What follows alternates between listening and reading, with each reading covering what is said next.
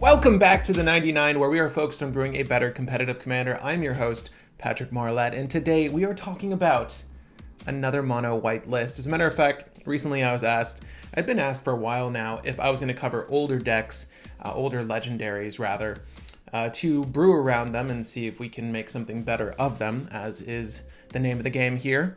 And also if there was another list that could also play competitively outside of Tishar in white. And I think I found it. And that commander is, of course, Balan, Wandering Knight. I'm taking this video back to Commander 2017 to discuss the Cat Knight that no one has ever played or ever heard of at a competitive table, let alone a casual table. If you have a Balan list, let me know, but I have never seen anyone play this guy, and it's a character I've wanted to play with for some time because I absolutely love his effects on board. And recently we got a weapon that just tipped me over the edge into deciding to make this list. So this is something I've been brewing for a while, testing for an even longer while, and I'm happy to have played on Brew Wars here on the channel, so hang tight for that. But Balan Wandering Knight, he's been on the screen. He's too generic, too white. For a legendary creature, Cat Knight, first strike, so pretty decent for a 3/3 body. But Balan Wandering Knight has double strike as long as 2 or more equipment are attached to it. So really solid static effect. If you're looking to do commander damage or any other tricks, this is a good way to do it. Now, it has one more ability. For 1 generic, 1 white, attach all equipment you control to Balan. So you can already see where we're going with this particular build. I believe some folks brewed more Voltron-y type builds for Balan, just all of the equipments you can. And much like Anya, I believe there is a certain amount of equipments the list needs, a certain amount of madness cards the list needs to be at that threshold of effectiveness. Anything more is overdoing it. And there's only so many pieces of equipment in this list, but they all help to further our game plan, either with Balan or without Balan. So in other words, it's all about finding that perfect balance, which I think I did with this list. And unlike Tishar, which didn't feature very many Stax pieces at all, we were featuring a boatload of stack pieces in this list. Now, if you don't know what a Stax deck is, traditionally features smokestacks among other things, but you're trying to dictate how other players, and in some instances, how you will play the game by changing rule sets, changing static effects, changing how folks can interact with you and how folks can interact with their own list. So basically, you will stifle them to drag the game out to turn 10, 11, 12, and kill them usually with combat damage. Now, what I like about Balan being in the driver's seat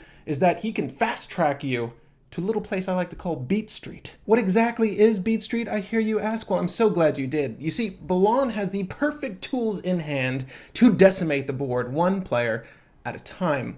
And that's what makes this list unique over other Stax builds that are all about attrition, just grinding a slower game with measly creatures. We have one creature that's able to one-shot people given the right pieces of equipment. And that's where we are at Beat Street. And if you want to follow along with the written primer, you can do so by following the link in the description. If you see me looking off camera, that's actually what I'm looking at. But on the corner of Beat Street and Colossus Way, you'll find Balan Wandering Knight, Colossus Hammer, and any other piece of equipment. So if you're looking at the primer, you'll note that any other piece of equipment could be your Lightning Greaves, could be your Striding Boots, whatever the scenario. And at best, you actually want Whisper Silk Cloak. That's the one that's really going to seal the deal for you. But with those 2 pieces of equipment, Balan will receive double strike.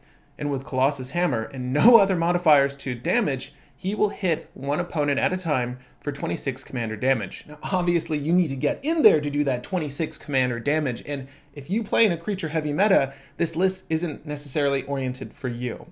Competitive EDH does not generally have a lot of creatures on board. That is just the name of the game. At every table I've sat at, there's very rarely a creature on board that people want to block with.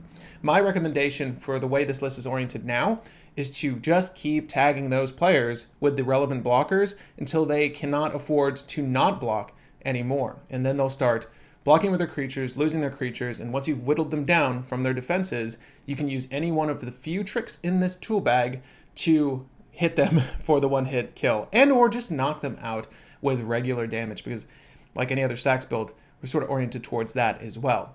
However, My recommendation, if you are playing in a creature heavy meta, for any of the methods on Beat Street for knocking out a person in one hit, Winds of Abandon is really good. That's really good for removing all of the blockers that all of your opponents might have if you overload that. Also, if you want to add Darksteel Plate, make your creature indestructible, you can use any one of the number of mass creature destruction spells in white to just wipe out the board and go in with the attacker. And at that point, it doesn't even need to be Balan. It can really be anything, but Balan is the hat trick here. It's going to allow you to attach Colossus Hammer, which has an equip cost of 8 for 2. And obviously anything else that you might have on the board. So using Balan here is key to get on the fast track to Beat Street, but it's not necessary for the game plan. Now, on the corner of Beat Street and Grafted Alley, you might know where this is going. Balan Wandering Knight plus Grafted Exoskeleton and any other piece of equipment. Because Grafted Exoskeleton gives +2/+2, and Balan is naturally a 3/3, he will be doing 5 damage, but infect damage. And now that he has Double Strike, he'll knock a person out with 1 hit with 10 infect damage. And again, that's good and well, but if you're looking to play this list, again, in a creature-heavy meta, throw this on one of your flyers. Vryn Wingmare.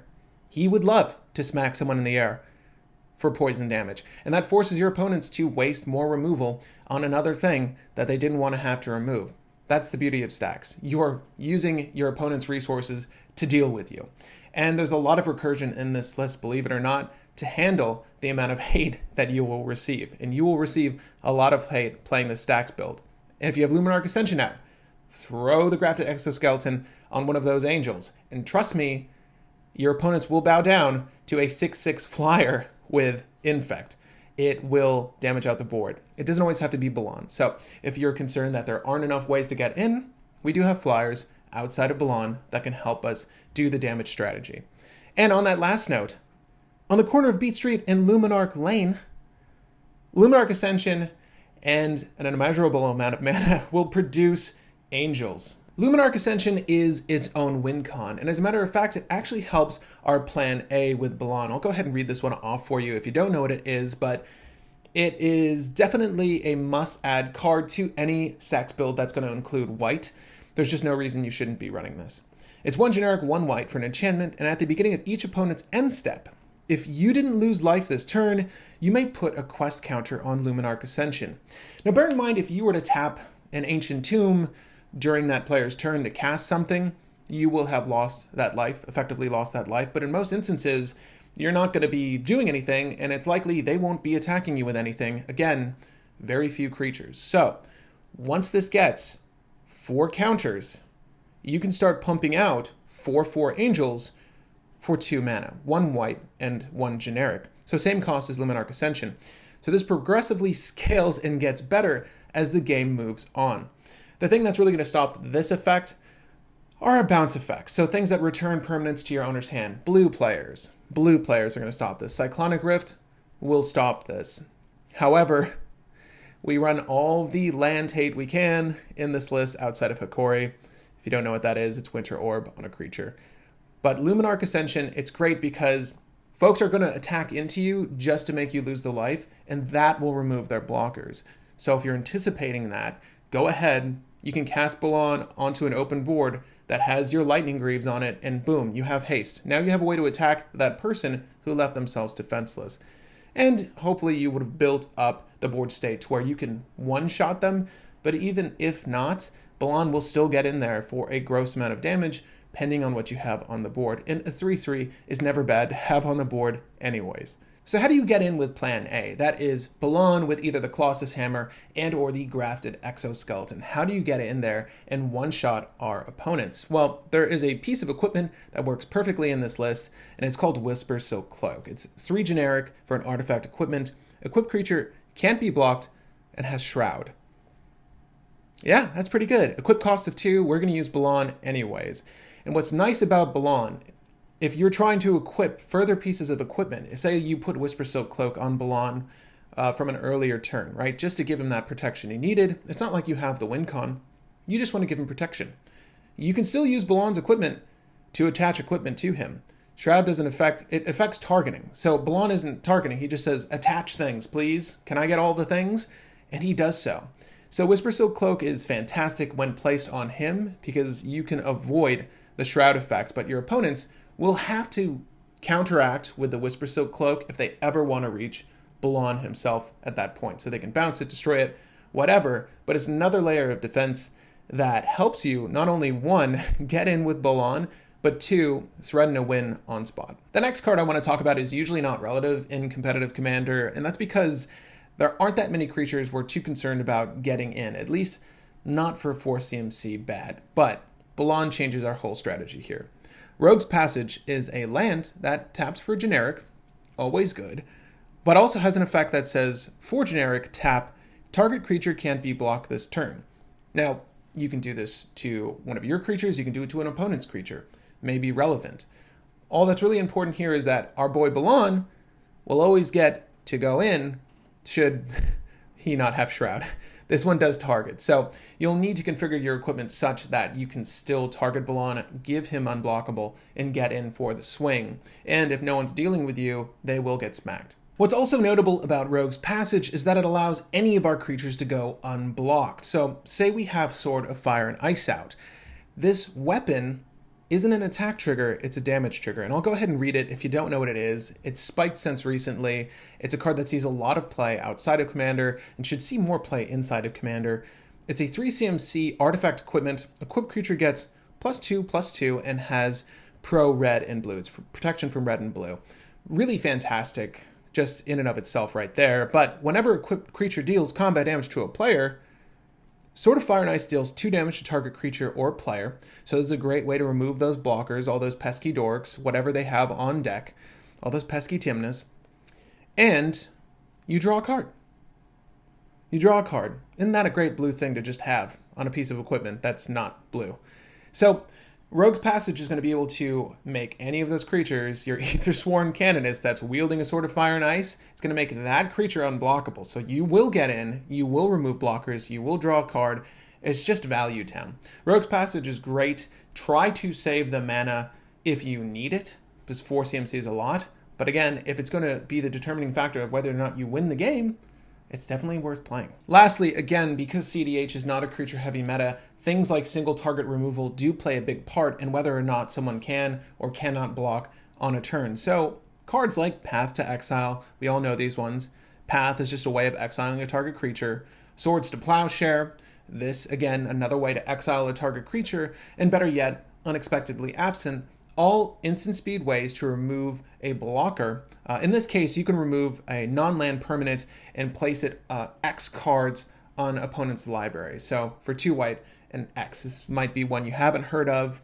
It's used for removing threats, either hate pieces and or creatures and or, whatever the win con is from your opponent, you can just bounce it on top of their list instead. It's actually very effective. But any one of these 3 spells is going to be able to remove a blocker out of our way to get in with Balan or anything that's wearing the grafted exoskeleton and or smacking away with a hammer, because +10/+10 is a lot of damage. That's 1/4 of our opponent's health. We don't need to do commander damage to make that threatening. We just need to smack someone for 10 damage for them to realize they should probably remove this piece of equipment. Now, the beauty of any Stax list, particularly for the player playing the Stax list, is your ability to dictate how the game is played with either asymmetrical or symmetrical effects. And this isn't something that's exclusive to mono white, but mono white has a sure amount of Stax pieces that outweigh any other color. And that's what's really magnificent about playing mono white Stax. The fact that a mono white Stax list can exist is really great, and just a testament to how heavily Stax is applied to white. And I want to go over the list here, and to make it a little bit easier for all of you, I made an acronym to help you evaluate, depending on who you're playing against, what you should be looking for when you mulligan or when you're tutoring, what hands you should keep. And that acronym is THWART. Taxes, Hate Bears, Wraths, Artifact Control, Rule Control, and Tempo Control. Now, these are all Stax elements that exist within this list, and there are 24 in total outside of our Wrath effects. And these aren't even in total all of the Stax elements we could be running in this list. They're just the ones that I found the perfect redundancy amount of effects that work very well into pretty much every meta, a blind meta. However, understanding how your opponents play, what conditions need to be met for their win cons to go off, are going to dictate what hands you keep. So to help evaluate what you should keep, I want to go over these Stax elements and how they affect the board. So our taxes, these are things that are going to stop a Storm player from going off, or even just slow down a combo player that relies on 2 or 3 elements from getting those pieces on the board reliably and quickly. So we have Sphere of Resistance, which stops, if you don't know what it is, it's 2 CMC artifact that stops spells from casting what they are and making them cost 1 more. I don't know why I started saying it that way. Spells cost 1 more to cast. So anything in general will cost 1 more to cast. It hurts us too, but not in a huge way. Again, we're playing a lot of rule of law type of effects, so we don't mind if our 1 spell costs 1 more to cast. It's going to suck for someone else though. Thorn of Amethyst, non-creature spells cost 1 more to play. That's great. We like that. As a matter of fact, creatures are reliably our greatest strength. So anything that says non-creature spells cost 1 more to cast is fantastic. And there's also 2 of CMC. Aura of Silences, 2 white, 1 generic for an enchantment. Artifacts and enchantment spells your opponents cast cost 2 more to cast. So this is going to slow down their board quite a bit. The Mystic Remora can't play it as easily. That's not really the biggest thing they could be playing, but slowing down someone's Necropotent by a turn, perhaps, is really good, or at least punishing them for playing that card by making them use more of their resources to even cast that card is great. And of course, you can sacrifice Aura of Silence to destroy target artifact and enchantment as well. Generally speaking, you're going to want to leave this on the board for as long as you can, unless something comes up that stops you from playing your strategy, which is not really, that's not going to happen. You should be fine. There's nothing I can think of. You'll notice that there's a lack of artifact or enchantment removal in this list. Not to say that white doesn't have it. It's just that we don't need it. If there was another Stax player at the table, that would be great, as a matter of fact, because there's less hate drawn towards us, and we're playing all the same things. It's artifact and enchantment removal that our opponents need that are going to be necessary for them to win. So we don't need any of it. Just build on your redundancies. Like with things such as Suppression Field. 1 generic, 1 white, enchantment. This does hurt us a little bit. Activated abilities cost 2 more to play unless they're mana abilities. So you're not shutting down anyone's dorks, at least not with this card.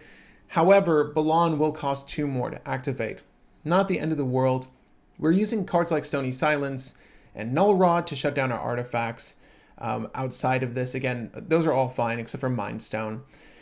This is really good for shutting down the Thrasios Tymna player, Thrasios being the main threat there. This can really hamper, what is that creature called? The one with the bananas? Tassiger. This is really good for shutting down a Tassiger.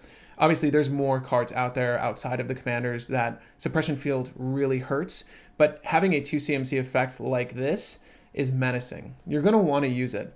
And these aren't even all the taxes. There are actually taxes within our hate bears. I separate the hate bears separately because hate bears, 1, have the most ways of getting removed, and 2, have some of the most ways of getting tutored, at least in this list. Things like Recruiter of the Guard are really going to help us get these get these creatures.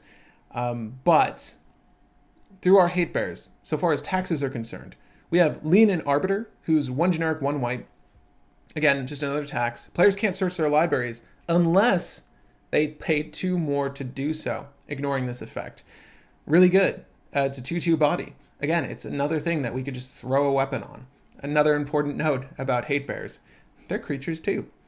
Thalia, Guardian of Throbbin, 1 generic, 1 white. First strike, non-creature spells cost 1 more to cast.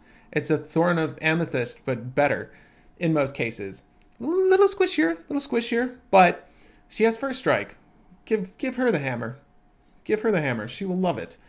And lastly, we have Vryn Wingmare. This is another non-creature spells cost 1 more to cast. So this is really good for shutting down our opponent's countermeasures. You know, if you were expecting a Force of Will when the guy was tapped out or a Pact of Negation, well, you know, they can't do it anymore. Last I checked, there is no Fairy Spirit Guide or Spirit Guide for blue. So if that mono blue player is just holding nothing with no mana available, this is going to shut down that counter magic. But Vryn Wingmare is 3 CMC for a 2/1 flyer, so actually a little bit better than Thalia in the sense that you can get in more easily with Vryn. Now, I want to discuss the Wraths and Artifact Control before I carry on with the Hate Bears, just to stay on the same line of Stax element. But Obviously, all of these taxes, we can work around them very easily because we're going to be playing a slower game anyways. Your board is going to look like one Stax element pass, another Stax element pass, and more oftentimes than not, people ignore the first few until the redundancies build up, and they can't get past a Deafening Silence and an Ether Swarm Canonist, and that's when they're pressured to make a move. And hopefully at that point, they've wasted some of their removal or resources on someone else. So the taxes are going to help us put more pressure on them to remove things and or push them to remove things before they get to that combo turn. Because if they don't, well, they're likely not going to win over top of 5 separate Stax elements on board. So, Wraths. You will hopefully come out on top in this scenario. I wouldn't suggest playing a Wrath otherwise, but we have land destruction Wraths outside of one. We use both Armageddon and Ravages of War. So I've got one of them on the screen now. They both do the same thing. Destroy all lands for 3 generic, 1 white. You might not be everyone's favorite person at the table, but you know what really hurts this list? Cyclonic Rift. We can't have players with a lot of blue mana, or even just a little bit of blue mana, and a Cyclonic Rift in hand. We need to remove them of their lands. So long as we're in a place, you've got Balan on deck, you've got a Sword of Fire and Ice, you have maybe one Stax element, and maybe you have a land tax, or maybe you have some manner of getting lands out of your deck. Ravages of War, Armageddon, you're going to shut down the rest of the board and put everyone on a temporary stall while we're just top decking. See who can get there first. But if you are even remotely ahead, you will break parity and come out on top. So, and also, destroy all lands, someone will be forced to counter this. You know, maybe 2% of the time this will get to go off. But if it does, and you're breaking parity, you will be on top. The last Wrath I want to discuss is Cataclysm. In my opinion, it's a slightly better Armageddon or Ravages of War. It's 2 generic and 2 white for a sorcery speed spell. Each player chooses from the permanents he or she controls an artifact, a creature, an enchantment, and a land, and sacrifices the rest. So we have a lot of all of those. As a matter of fact, it's very much easier to break parity with this than it is anything else, because we have a really good balance of artifacts, enchantments, permanents in general that will allow us to have a larger board state than our opponents. Hopefully. Again, I don't recommend using Wraths if it doesn't put you on top. And also, if you're just trying to force their countermeasures, these are good ways to do it. So if you suspect someone has a countermeasure for you playing your Grafted Exoskeleton, if it's turn 11 and you can push the win if you play Grafted Exoskeleton, go ahead and throw a Wrath into the mix. Because let me tell you, folks don't like being set back that far when the game goes that long, particularly in competitive. You know, when games should be lasting to turn 2, turn 3, folks don't like going any longer than that, generally speaking. So play on their frustration. Go ahead and force them to use their resources to get rid of one of these Wraths. It's really not the end of world for you if Cataclysm doesn't go off, but it's certainly the end of world for them. Really good effects to have in your list. The land destruction in general. I don't do creature destruction because this list isn't oriented towards having massive amounts of creatures destroyed, and we don't want to strip ourselves of our value creatures. Again, we're relying on equipments to do a lot here, so we need our creatures. If you want to orient a similar list to do, said thing, have those Wraths, you can do so. Let me know how that goes. But for artifact control, we have... I don't understand why Collector Ophi is green, by the way. I don't understand that. Because he would be in this list otherwise. But we have Null Rod, Stony Silence, and Karn the Great Creator. Now, I'm just going to read off Stony Silence. Null Rod, you've likely heard of it. These are both the same thing, except one's an artifact and one is an enchantment. Stony Silence costs 1 white, 1 generic, while our Null Rod just costs 2 generic. Activated abilities of artifacts can't be activated. It's fairly simple. That's, symmetrical. It's board wide. We're not allowed to attach our equipment anymore, but Balan just attaches the equipment anyways, so we don't really care about that. We have a few artifact ramp pieces. Totally okay. We can survive without the artifact ramp because we're doing a lot with a little here. Our curve is right around the 2 CMC average mark, so it doesn't really matter if we shut our artifacts down at a certain point because we're going to get past that. What's really great about this is for the people that rely on their artifact ramp, rely on their artifacts for a win con, we just shut that down. And if you want to make it asymmetrical, Karn the Great Creator, really undervalued. I think at the $8 to $10 mark, he's actually pretty affordable right now. I can see this guy going up because the static effect is amazing. It's 4 generic for a legendary planeswalker. We've actually covered this guy in a set review. Activated abilities of artifacts your opponent's control can't be activated. So it's that same thing, but asymmetrical. Just your opponents suffer. We're not going to go over the... Yeah, we'll go over the -2. It's somewhat relevant. +1. Until your next turn, up to 1 target non-creature artifact becomes an artifact creature with power and toughness equal to its converted mana cost. Well, if your opponent has had a Smothering Tithe out for a minute, you can just play Karn. And treasures do not get to tap anymore. And you can just peg every treasure whenever you feel like it with the +1 and just keep building his strength up. Or the Mox Opal your opponent has, the Mox Amber, any Mox your opponent has that costs 0, any Mana Crypt, just destroy it. Because when you make a creature a 0/0, state-based action happens. He just ceases to exist. That artifact creature goes away. So if you want to remove artifacts from your opponents, this is a great way to strip them from them. I mean, you'd think the static effect would be enough, but honestly, someone's going to try to remove Karn. So get rid of all of their fast mana while he's out. But the -2, this is relevant if we have our Rest in Peace out. So if we have Rest in Peace out, which we'll talk about in just a second, it exiles things. It's a replacement effect that exiles things that go into our grave. If we happen to exile an artifact from our graveyard, having it go into the grave, we can put it back into our hand with Karn. So this is really valuable if someone removes you of your Colossus Hammer. They destroy it, your Rest in Peace is out, boo-hoo, it's gone. If we have Karn out, as soon as he hits the field, because he has 5 loyalty counters, you can immediately get that back in your hand. So you're never going to go without. Just try to make sure it doesn't get removed again next time.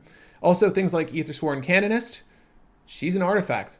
If that gets removed or exiled, because Path to Exile, it's a creature, we can get that back with Karn. It's really, really valuable to have that effect. The cases where it's come in handy are far and few, but our artifacts are very relevant to the effectiveness of this list. So the fact that we can get it from exile to our hand is really good stuff. Rule Control. Oh, this is a card I've been wanting to use for a while, and this was the perfect excuse to use it. Humility. Talk about breaking parity. So 2 generic, 2 white for an enchantment. Each creature loses all abilities and is a 1/1. This seems really bad.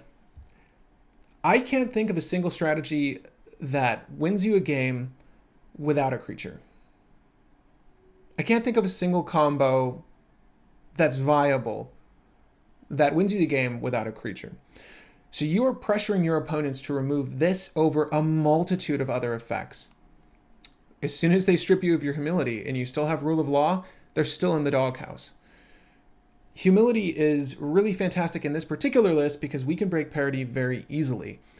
If we have an equipped creature, say with our Sword of Fire and Ice, it is still +2/+2 pro-red, pro-blue, drawing you cards and flinging 2 damage at people. It's just a 1/1 now. We will get over top of any one of our opponent's creatures this way. And say your opponent's commander was a 5/6. I don't know if there's a relevant 5/6. It's a 1/1 now. And you can just burn it with your Sword of Fire and Ice.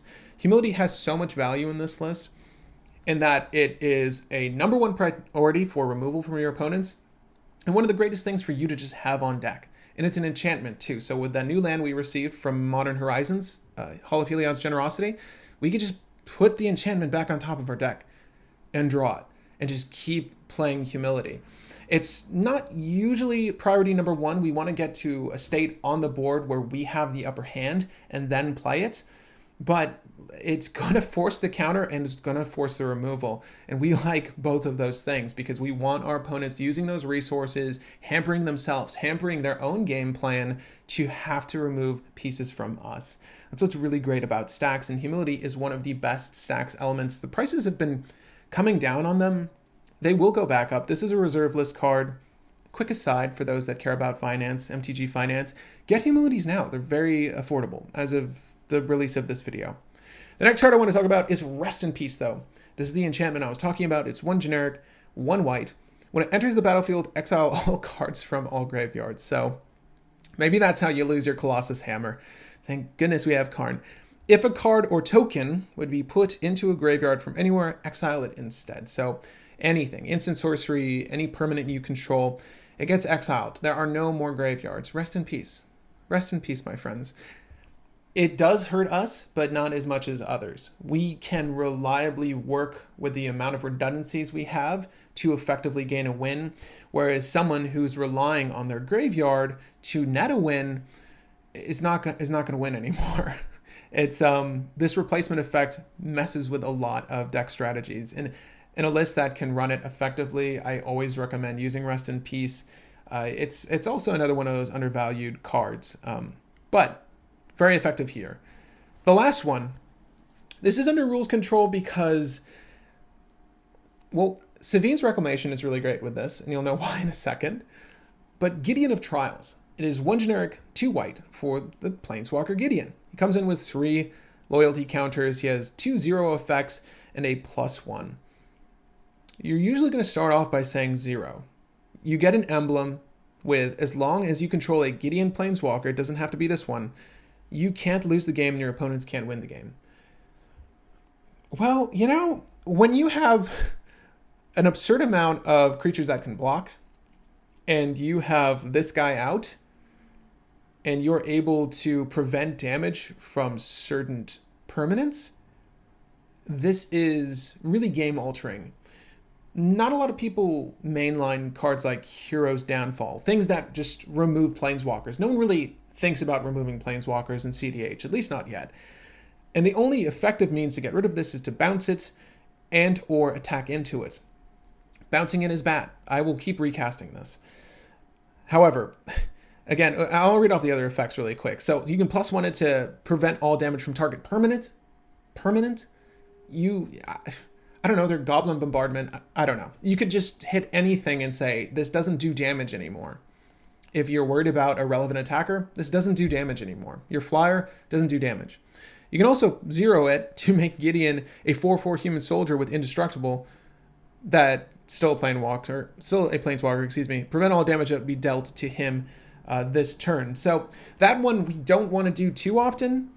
Honestly, we don't want to give folks a way to remove Gideon from you another way. It being a creature, again, makes it more susceptible to just removal from your opponents. So generally speaking, we're going to be shutting down permanents on our opponent's side of the board that could do damage to Gideon and or any one of our creatures to free up an attack on Gideon, because we want to leave that emblem in effect on the board. So even if your opponent can win, they have to deal with this nuisance of a Planeswalker. Now, lastly, I want to cover tempo control before I go back to the rest of our hate bears.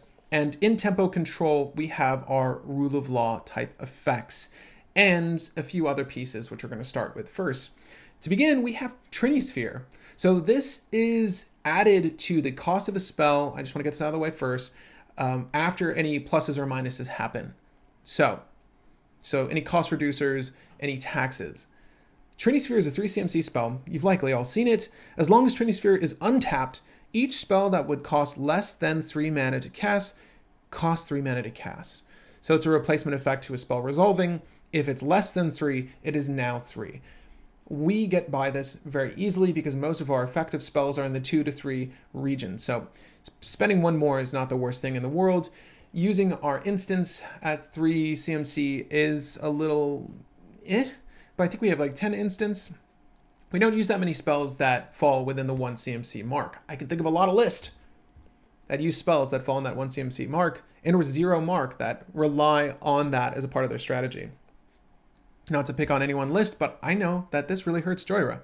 Joyra doesn't like casting spells for 3. How is she going to draw all her cards? How does she draw that way with her 0/1 CMC artifacts? That's just one list I can think of off the top of my head where this plays a huge part into the tempo of that list, how that list is going to run. The next one, Winter Orb. 2 CMC for an artifact. As long as Winter Orb is untapped, players can't untap more than 1 land during their untap step. This is a big one in Urza. It's also very good here. I like this over Hikori because Hikori is 4 CMC. Again, that's that legendary creature, 2 generic, 2 white, does the same thing, practically speaking. This is really good, again, for breaking parity should our board state allow for this to be effective. It also shuts down things like Cyclonic Rift. It's very hard to overload that when your lands are tapped out. So slow down the game with Winter Orb. It's a good idea. Next up on the list is one of the best cards from Throne of Eldraine. My personal favorite pick as best card from Throne of Eldraine, Deafening Silence. We have not received this effect in a card that was 1 CMC before. It's 1 white for an enchantment that says each player can't cast more than 1 non-creature spell each turn. Well, I can think of a number of lists that this just shuts down, that just this decimates, and it's a 1-drop.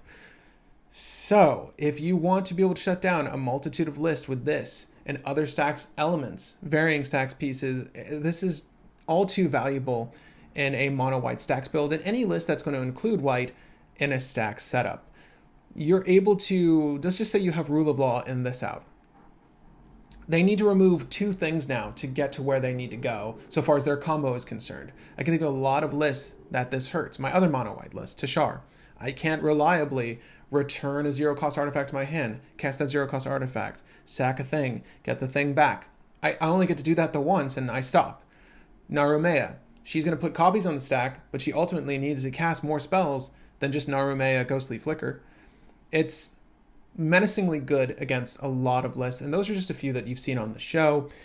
I highly recommend playing it in more lists if your deck can play around Deafening Silence. Here, we play it, we play the creature, we attach the thing to it, and we continually swing at our opponents. So it works very well. It also works very well with this effect on board.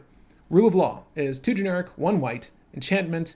Each player can't cast more than 1 spell each turn. So it's the same thing but better. And it requires removal from your opponents. There aren't that many lists that win on 1 cast.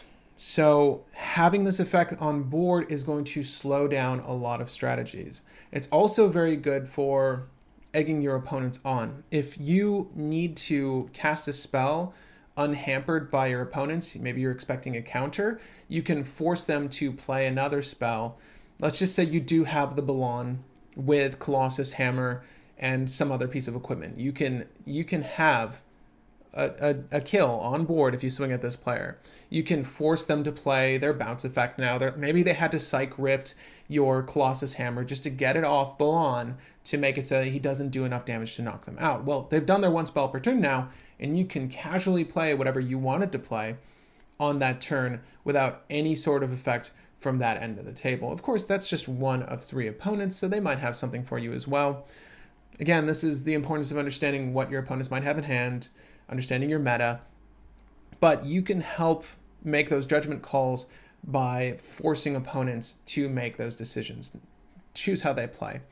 This is sort of one of those ways, politicking without words, but with your cards that affect what happens on the board. We do have a few more rule control cards and a few more tempo control cards. I just want to go over them briefly. Aven Mind Censor is in our hate bear category because he's an awesome hate bear. It's a 2 generic 1 white bird wizard creature, has flash, flying, and we know this effect all too well. If an opponent would search a library, that player searches the top 4 of that library instead. It's a 2/1 flyer, so grafted exoskeleton target if I've ever seen one, Sword of Fire and Ice target if I've ever seen one. Next up is another card I love from Throne of Eldraine, Hushbringer. Best art ever. 1 generic 1 white for a creature fairy, flying lifelink, sure. Creatures entering battlefield or dying don't cause abilities to trigger. So, sorry, Protean Hulk, your death meant nothing. Sorry, Spellseeker, you can't get that spell.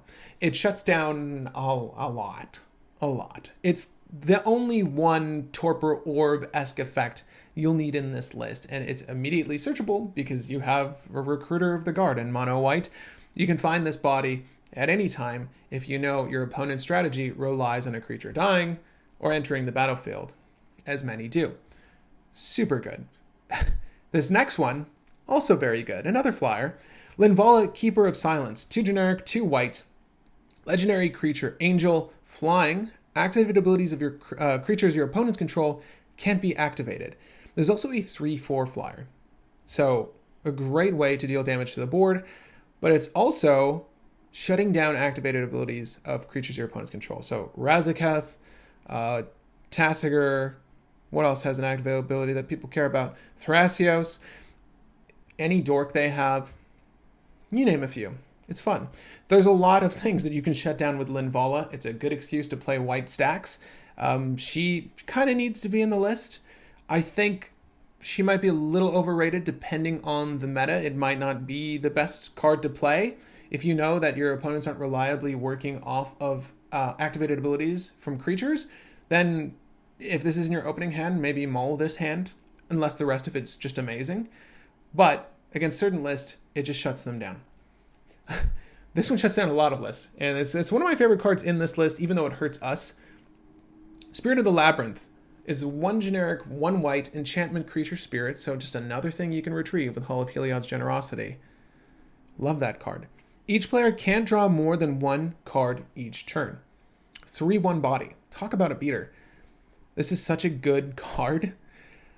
So many decks rely on drawing their deck to win. Of course, this isn't going to hurt the Ad Nauseam player. It's not going to hurt the Necropotence player. But everyone else who's doing it the fair and regular way, no. You just say no. You don't get to draw. Even if you're brainstorming, even if you're using one of those blue cantrips that says draw this many cards and put 5 cards from your pocket back on top of your deck. Even if you're dealing with that, you just say no. You just say, no, you had your 1 draw per turn, and that's it. And then you have a 3/1 body. What's interesting is that a lot of people leave this one be, and it winds up having a long-term effect on the board that they're not even witnessing because they don't want to have to deal with a 3/1. You never have to want to deal with a 3/1 until she effectively ruins your game. So, Spirit of the Labyrinth, I highly recommend her. It hurts your Sword of Fire and Ice. That's the only thing, okay? So make sure you play around her being on the battlefield. That kind of sucks to not be able to draw off of Sword of Fire and Ice, but it's not the end of the world. Trust me. So far as tempo control is concerned, Eidolon of Rhetoric. If you've heard of Rule of Law, it's the same thing. 2 generic, 1 white, enchantment, creature, spirit. Another enchantment. Each player can't cast more than 1 spell each turn. It's a 1/4. It's a 1/4. Gideon loves this guy. It's so good to have on board. Again, it's squishy in that it's subject to more removal than Rule of Law, but it's a 1/4 with the exact same effect. That's also an enchantment. You can't find it with Recruiter of the Guard, but if it's in your opening hand, count yourself lucky. Last, we have, not lastly, but so far as Rule of Law effects are concerned, Aethersworn Canonist. I love this card. I play this in Tashar. It's 1 generic, 1 white artifact creature, human cleric. Each player who has cast a non-artifact spell this turn can't cast additional non-artifact spells. So it's basically Rule of Law, but for artifacts. So you're gonna, people play their artifacts turn 1, turn 2 of the game. It's mostly Soul Ring, Talisman of something or other, and that's all the artifacts they were ever going to play anyways. And maybe they draw their Mana Crypt later. So long as they're not playing some artifact-heavy list, you're going to shut down most of their strategy with Aethersworn Canonist as well. She's 2 CMC for a 2/2 body, easy to find, easy to play, really, really good card. Lastly, we had Little Thalia, and now we have Big Thalia. This is a 2 generic, 1 white creature, Thalia Heretic Cathar. A human soldier, 3/2 body with first strike. More importantly, creatures in non-basic lands your opponents control enter the battlefield tapped. So that fetch land, tapped. They get to do the thing now. They get their dual land tapped. If they're smart and they want to accelerate their game, they will get their basic land if their list has basic lands. And creatures entering the battlefield tapped. I don't know, Dual Caster Mage, Heat Shimmer. If you have a strategy that manipulates Swan Song to make a billion swans, not that they would have haste, they're all tapped. What's good about this, for us at least, is that a tapped creature is a creature that can't block. So Balan is going to get in there, smack people. Any other one of your creatures is going to get there, smack people. We want to take care of their blockers. This is a really good way to do so. I think this is the equivalent of Root Maze, essentially. Root Maze is like artifacts and lands. I think it's artifacts and lands. We want to tap those creatures, though. it's as a good effect to have on a creature that's a 3/2 first striker, and again, immediately equipable with any of our equipment. So Thalia Heretic Cathar, she is a spicy meatball. I highly recommend her. So we're dropping hammers, we're thwarting opponents with our Stax elements. There's a lot of things going on here. The last thing I want to cover, really, that isn't in the primer, are all the things, all the multitude of ways to get our equipment on the board. And some of these you're not going to find in other lists. One you will definitely find in other list. But I'll start with one that's a little bit of an oddball. You're going to say, why is he in this list? It's totally understandable. Tajnar Swordsmith is a 3 generic, 1 white creature cat soldier. 2/3 body. And uncommon. When Tajnar Swordsmith enters the battlefield, you may pay X. So he has to enter the battlefield. Your opponents can't be like, what are you getting? What are you going to get with Tajnar? No, he has to resolve, and then I'll get the thing. I'll pay the trigger. So you can skirt around people bothering you that way. But when he enters the battlefield, you may pay X. If you do, search your library for an equipment card of converted mana cost of X or less and put it onto the battlefield. Then shuffle your library. It's like Godot, but not as good as Godot. But then again, Colossus Hammer is only 1 CMC, so no dough. This is a no-brainer. You're going to want to use Tajnar to grab a hammer. And if you have something like Sigarda's Aid out, I might have mentioned this earlier, Sigarda's Aid just allows you to attach that thing to things. Put that on Tajnar. Put it on any creature that's not summoning sick. Tajnar is a really great way to find one of our main win cons. I do highly recommend this boy. It sucks that we have to use utilities like this, but it's really all white has. White does not have really great efficient tutors. This is one of the only ones that works in this list because Colossus Hammer is 1 CMC. It is a special case, but again, it's just another body to block your planeswalkers, to attack with, to just have board presence. Definitely worth it. The next one I want to talk about, woo, she's getting expensive. Stoneforge Mystic, 1 generic, 1 white for a core artificer, 1/2 body. She's so good. Whenever she enters the battlefield, you may search your library for an equipment card, reveal that card, put it into your hand, and shuffle your library. We all know what this card does, but I'm going to say it anyways. 1 generic, 1 white, tap it. You may put equipment card from your hand onto the battlefield. What? For 2 CMC? Come on, Wizards. Reprint this. Reprint this already. It is way too expensive for Commander players, which really sucks. Anyone playing with this, it's way too expensive. Thank goodness we only need the 1 copy. Obviously, she's here to grab your equipment. She's very good. Again, another body, a 1/2 at that. Not hyper squishy, still squishy. Next, we have Relic Seeker. This is a really fun one. I really like this card in this list. Again, these are all to help you navigate your hand, see what you can and cannot do with your hand. Of course, you don't want just a hand that's laden with Stax pieces. You're going to want to find a way to get the equipment that'll net you the win. Usually the first thing that Relic Seeker or any one of these artifact equipment finding creatures is going to find is your Sword of Fire and Ice. But Relic Seeker has Renown 1, a 2/2 body, again, one generic, 1 white. When this creature deals combat damage to a player, you will find a person to attack. If it's not renowned, it gets a +1/+1 counter. So it's a 3/3 body now. And when Relic Seeker becomes renowned, you may search your library for an equipment, reveal it, put it in your hand, shuffle your library. So it's a slower Stoneforge Mystic, but it's a 3/3, and it found you whatever you needed. So again, likely Sword of Fire and Ice. You will wind up casting Sword of Fire and Ice, equipping it to Relic Seeker, making it a 5/5. That's really the game plan for Relic Seeker. Next up, we have Open the Armory. You've likely seen this if you've seen my Cabal list, but it is a 1 generic, 1 white sorcery speed card. You can search your library for an aura or an equipment card. It's just going to be finding equipments here. Reveal it and put it into your hand. Everyone needs to know that it was the, grafted exoskeleton. Then shuffle your library. Fairly straightforward. We do have efficient equipment tutors. That's nice of them. We also have Steel Shaper's Gift. This is the better of the two, only because we don't really use auras. We could use Darksteel Mutation, things like that. But Steel Shaper's Gift is 1 white. Search your library for an equipment card, reveal that card, and put it into your hand. Then shuffle your library. There's a theme here with these tutors. Obviously, these are all, generally speaking, going to find you sort of Fire and Ice. You do need to have that on board. It's really the red player who's going to burn your creatures, and it's really the blue player who's going to try to counter or bounce your things. So this is just another obstacle for them. And boohoo, they're going to have to deal with it because anyone else outside of those colors is probably not going to care that you have a sort of Fire and Ice on board. But we're definitely looking for that. The last one, which we don't really need to cover, but I'm going to cover it anyways because it's relevant, is Enlightened Tutor. So if you were wondering if white had an efficient amount of ways, enough ways rather, to get your equipment onto the field, and or in this instance, enchantments, well, we do. Enlightened Tutor is instant speed, 1 white, search your library for artifact or enchantment, reveal that card, put it on top of your deck, and then shuffle your library. Or shuffle your library and then put it on top of your deck. It's really good. It's used in every list that uses white. Trust me, if you don't have a copy, buy a copy. Enlightened Tutor is fantastic, particularly here. And if I'm not mistaken, that is all the ways we can find equipment baked into this list. There are a few other ways to find equipment in mono white.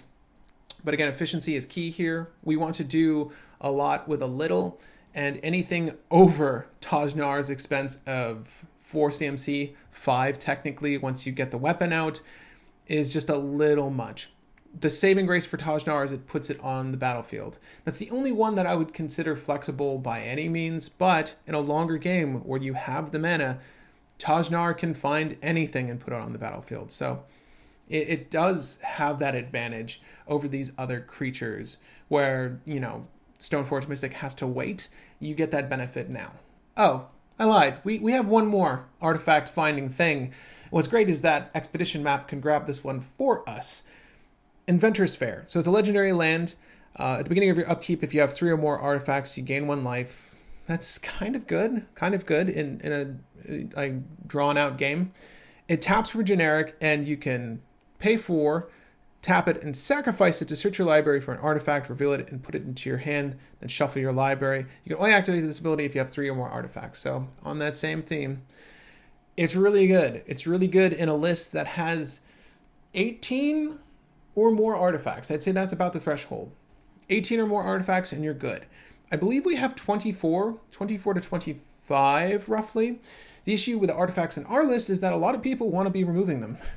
Not a lot of people want Null Rod to stick around. Not a lot of people want Winter Orb to stick around. So having Inventor's Fair activated or the ability to activate it is a little bit more difficult than you would like sometimes, but it is still a noteworthy card to find the pieces you need to do the thing. And it's on a land, so why wouldn't you be using it? I think I called them Boots of Striding earlier. Swiftfoot Boots. Swiftfoot Boots. We have a few pieces of equipment in this list. Swiftfoot Boots are one of them, and it's very good. It's so good. Why don't you want haste and hexproof? At any rate, before I leave you on this lovely Stax build video, I know you were looking for some form of combo that just wins on the spot. This list doesn't have that. That's really not how Stax decks usually operate. There are lists that incorporate combos, but generally speaking, it's hard enough working around our own Stax elements to get those to effectively go off, unless we hardcore play for that. And then sometimes we're lacking in those Stax elements that can bring the rest of the board down because we're relying on a strategy that uses a similar ETB effect, LTB effect, needs to cast multiple spells, needs the spells to not cast an exorbitant amount. There are things that we are affecting the board on, that thwart list we talked about, that we want to hit every nail on the head multiple times. We want those redundancies. So if you're going to try to play this list, if you want to construct this list and play it today, if you're going to proxy this one up, my recommendation is understand what your opponents are doing. Really stay in tune with how their list operates and keep a good starting hand that, one, reliably allows you to play Stax elements that will hurt them the most and get you near enough to where you need to be so far as damaging out the board is concerned. That is having some form of equipment tutor, artifact tutor, or Luminarch Ascension. That's really good. Normally, Enlightened Tutor, if it's early enough, grab Luminarch Ascension. You're going to want Luminarch Ascension. And it is, trust me, 100% of the time, it will be removed. It will be removed. You're going to have to cast it, at least 2 or 3 times to get it to stick. But when it does stick, you will damage out the board with that thing like nothing else. So long as the rest of your Stax package is going off the way you want it to, that's a great card. However, again, recommendation, stay in tune with the board, know how they operate, and that will inform how you should operate. That's usually how Stax lists work, at least so far as your opening hand is concerned. In mono white, we don't have many ways to manipulate our top deck built into this list. It's not like, I don't know, Selesnya, which is actually a Stax list I'm building right now that has multiple ways to manipulate our list that are effective outside the means of Scroll Rack or Sensei's Divining Top. We have things like Miri's Guile, things like Sylvan Library that help us go through our list. We don't get that in mono white, so it's very important that you keep a strong opening hand and understand how your opponents work, and also a little bit of mental tact on your end. Being able to play the board and have them play the way you want them to. So there is a little bit of politicking in this list, helping your opponents decide when it's right to destroy one of your things. In all honesty, with good threat assessment, they should know that they shouldn't enable other players. And this is something I speak of when I play competitively, when I play at all. Any game, you are either enabling or disabling your opponents and yourself. Do not enable other players. If you're going to remove a Stax element like a rule of law effect, don't hit it until you can go off on that same turn. Otherwise, you're just enabling plays from other players. So timing is very important. And you can inform others on proper timing if you feel so snobbish. But it's a way that you can manipulate the board to hopefully save your pieces, encourage removal for other things. It's fun playing Stax. The games will be long if you're playing effectively, and you will hopefully come out on top. And I cannot wait to share this list with you guys. We've already recorded some Brew War sessions recently. I know some folks have been wanting to see Anya played, well, she's played, as well as Balan. So this is a tease for that episode, but it's going to be very fun. I hope you guys enjoy that episode. And of course, hang tight for more deck building here. I'm always building lists. If you want to talk about any of these lists, you can do so in the comment section with me and or the crew over on our Twitter, Instagram, or Discord. Most importantly, Discord. That's where we're most active as a community. We have a larger and growing community there, so I'll encourage you to join the community there if you are interested in building a Stax build similar to this or anything at all. Again, my name is Patrick Marlett, and happy brewing, babies.